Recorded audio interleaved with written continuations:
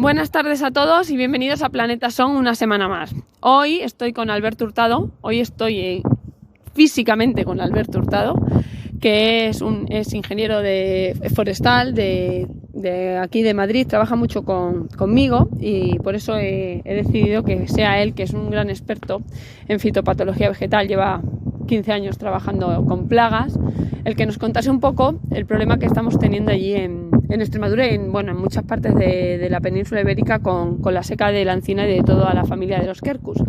Buenas, Alberto, ¿qué tal estás? Hola, muy buenos días, muy bien, encantado. Bueno, muchas gracias por estar aquí conmigo, por gastar un ratito conmigo y por explicarles a la gente de mi pueblo en qué consiste esta seca, porque no sabemos mucho, pero no sabemos realmente nada.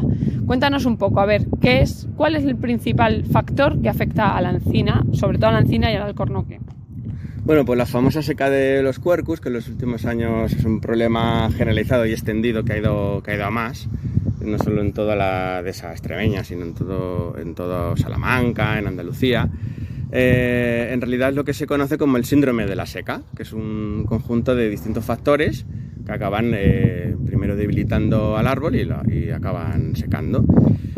Todos nosotros le echamos un poco la culpa a la Phytophthora, pero sí, no es solo esto lo que afecta o lo que provoca la seca, ¿verdad? No, esa es la clave. La Phytophthora cinnamomi es un hongo que sí que está demostrado que afecta a las raíces, que lo que hace es provoca la pudrición radicular de las raicillas finas y acaba matando al árbol, pero solo es un agente patógeno más que se suma al síndrome de la seca. Entonces, ¿cuáles otros múltiples factores que intervienen? Aparte de este hongo, hay otros hongos. Lo que pasa que el Phytophthora cinnamomi es el que más en los últimos años, pues bueno, se ha demostrado que suele estar ahí, aunque no siempre, y acaba matando al arbolado. Entonces, otros factores muy importantes que se hablan mucho menos, pues la sequía, por ejemplo, años en los que cada vez se repite más, o sea, cada vez la frecuencia de las sequías y la intensidad es mayor. El uso que se da de la dehesa también, del monte por el hombre, el exceso de podas, para el aprovechamiento de bellota o para lo que sea. Al final se tiende a abusar de ese tipo de prácticas y es un factor más de predisposición de debilidad para el arbolado. El Cerambis, que muchos lo conoceréis, es un escarabajo muy grande, el escarabajo longicornio. Pues igualmente está Cerambis cerdo igual en sí, las dos especies, y cada año también es un problema que pasa bastante desapercibido porque es un bicho que solo vuela más o menos un mes y medio al año y en el mes de julio y solo vuela por la noche. Generalmente la gente solo ve la galería cuando ya corta el árbol seco o leña, exacto. Pero es un problema que siempre está ahí de fondo, que viene muy favorecido por el estrés previo del árbol y por las heridas de poda, por las grandes heridas de poda sobre todo, y que la larva está 4 años en el árbol hasta que aparece el adulto. Entonces de hecho se le llama la plaga silenciosa del robledal o el encinar, porque digamos que cuando ves una gran rama o brazo principal de un alcornoque, de un roble o de un quejigo roto, ya es demasiado tarde. Lo que ves es como un queso gruyère que colapsa la rama porque está totalmente afectada por Cerambis. Hay que ver que al final lo que nos está diciendo Alberto es que ya lleva 4 años comiendo cuando empezamos a ver la herida. Cuando la empiezas a ver, ya lleva mucho tiempo dentro haciendo su trabajo, que es alimentarse, por supuesto. Efectivamente, que lo que la gente ve que es una galería muy grande o mucho serrín, ¿vale? Pero es que ese serrín está 4 años ahí cada larva y la galería muy grande te dice que es el adulto que ya ha salido. O sea, cuando ves eso es que ya mínimo, solo ese bicho ya ha estado 4 años ahí haciendo daño en la madera. Eso es. Bueno, vemos, y me has estado comentando que hay dos señales, que uno es la muerte lenta sí, muy importante. Y otro que es la muerte súbita. Cuéntanos. Sí. Hay como digamos 2 formas en las que se manifiesta el síndrome de la seca, que insisto en que los patólogos hablamos de síndrome de la seca y no de la Phytophthora o de tal o cual hongo, porque eso solo es una cosa más que afecta y que está comprobado que es perjudicial, pero hay muchísimos muestreos y estudios que se han hecho en los que el árbol acaba muriendo igualmente, colapsa y no hay Phytophthora o hay otros patógenos que a priori y son secundarios. Entonces las dos formas típicas, que eso cualquiera que tenga un mínimo de contacto con el monte se habrá dado cuenta, las dos maneras en las que el síndrome de la seca se manifiesta es el debilitamiento progresivo o la muerte súbita. Lo que más la gente suele ver es el debilitamiento progresivo, que es una cosa que es muy lenta, que puede durar hasta 10-12 años. Es lo que hasta vemos que el árbol muere. En todos los huertos Eso nuestros. es. Que ves una rama, luego la siguiente, al año Eso siguiente es, poco otra a poco. y así. Ves ramillos pequeños un año, el otro año ves también un poquito puntisecado, otro Sí. año simplemente es que está transparente de copa con microfilia, que es la hoja muy pequeñita, y al cabo de los años, que pueden ser 2 o 3 o 12 o 15, Sí. el árbol muere. Eso es el debilitamiento progresivo, que es como lo más habitual. Y luego la muerte súbita quiere decir que son aquellos árboles que de repente mueren como muy rápido, como repentinamente. Y además la muerte súbita se ve siempre en otoño. Ujú. Es una señal que se ve en en otoño. octubre. ¿Por qué? Porque justamente después del verano, después de los meses de sequía estrés. fisiológica intensa, que es donde hay que recordar que también es un factor de debilidad muy importante que la gente pasa por alto. El estrés hídrico no solo es la sequía que debilita el árbol porque le falta agua, sino que se produce un daño mecánico a nivel interior por cavitación de los vasos. O sea, las células por dentro se mueren, les entra aire y eso ya deja de ser funcional. Eso produce un estrés brutal en verano y luego en invierno con las heladas pasa parecido. Igual, eso es. Y por eso el debilitamiento, lo que se llama la muerte súbita, son árboles que aparentemente, tú lo has visto en primavera, estaban perfectos, perfectamente frondosos y densos, y de repente llega el mes de octubre, qué casualidad, siempre después del estrés del verano y cuando empieza a llover, empieza a mover, empieza otra vez a crecer el árbol, porque todos los árboles crecen en primavera, pero también crecen en otoño. Sí. Cuando el árbol necesita en otoño el desarrollarse, es cuando necesita tirar del suelo y mover savia hacia arriba, es cuando ¡pum!, se viene abajo de golpe, es lo que se llama la muerte súbita.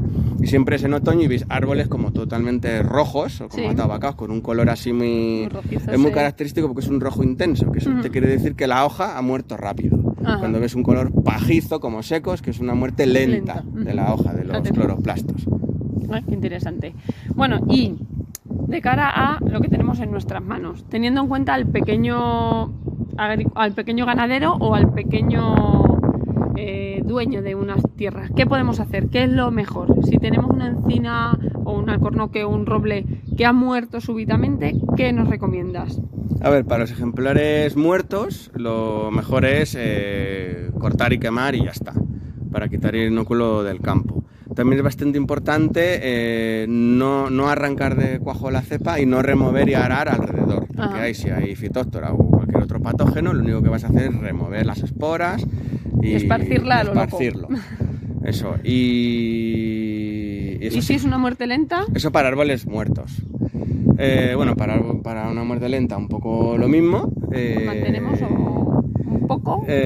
Bueno, se puede mantener, porque al final el problema, como os decía antes, es que realmente no sabes por qué se ha muerto, porque no suele haber una única causa. O sea, durante las últimas décadas, sobre todo a partir del medio de los 90 hasta ahora, se ha puesto un poco, como se le da mucho protagonismo a la fitóptora. Sí, la hemos demonizado bastante. Pero es que no solo está Cinnamomi, hay más. Y aparte ahora, últimamente, en los últimos años, con las técnicas de PCR, genética y todo esto, se está viendo que hay muchas más fitóptoras, que algunas han estado siempre y otras no. Lo que pasa es que está la Ramor, y bueno, la Cinnamomi es porque es asiática, y bueno, y se supone que se ha favorecido más por las condiciones climáticas y se ha extendido, pero es verdad que se ha demonizado en realidad. Sí. Para lo que sí, porque en cuanto escarbas un poco en una encina con problemas, en un árbol con problemas, siempre hay más cosas detrás. Sí. De hecho, vosotros habéis hecho varios estudios y en algunos habéis visto que la fitóptora está, pero no en exceso y no es la causante de todo el mal que hay en el monte. De hecho, te diría que está solo en una mínima parte de los árboles muertos encuentras fitóptora, porque lo que te digo, pueden ser muchos otros hongos patógenos que se acaban sumando y sobre todo es una cuestión de manejo. Es decir, hace 50 años es un problema que no veíamos, que a lo mejor estaba ahí de forma parecida, a lo mejor no tan intenso, pero sí parecida, pero hace 50 años árbol que se secaba, árbol que se talaba, para leña, para calentarse, porque no existía la botella de butano, básicamente. Ese es un problema que no veíamos, que pasaba totalmente desapercibido. Y ahora, sobre todo en zonas parques naturales y nacionales, que hay otro tipo de gestión, que se deja ahí lo muerto, que lo que tú ves es un efecto acumulado de décadas, de dejar ahí lo que se va secando. Y de esos, pues, una parte tiene fitoestructura y otra parte no. Otros se han muerto por cerambis, o porque la llegada de su hora, porque era un árbol muy maduro, muy viejo, o por malos tratamientos, o malas podas, o mil historias. Y luego que la gente olvidamos también muy rápido. Yo recuerdo, por ejemplo, una sequía del año 95-96, que fue brutal, que se secaron un montón de árboles en el monte, se secaron madroños, se secaron jaras.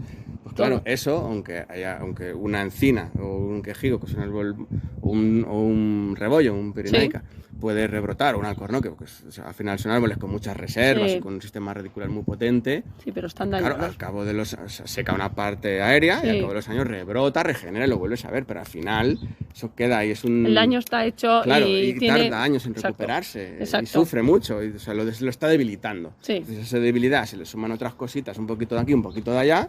Al final tenemos lo que tenemos. Mueren. Bueno, pues nada, Alberto, haciendo un poco de resumen, no demonicemos solamente a la fitóctora, al hongo. Tengamos cuidado cuando se tala, cuando se retira la leña y no esparzamos hongos varios.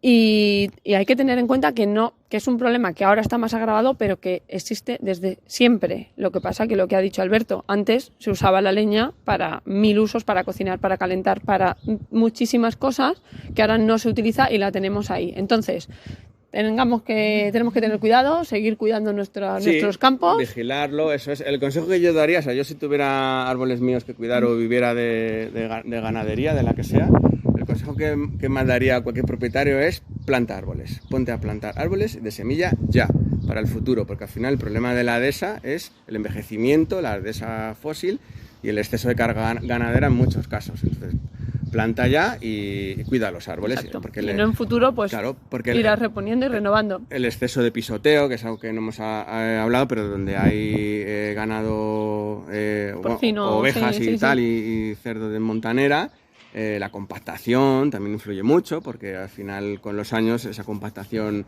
impide que el árbol tenga los recursos hídricos y el oxígeno que necesita, y esos árboles además es muy típico ese debilitamiento progresivo, porque siempre hay un árbol que al ganado le gusta más echarse a la sombra en verano. Pues ese árbol tú poco a poco vas viendo su decaimiento, no es de un día para otro. Pues ese tipo de cosas sí las podemos manejar.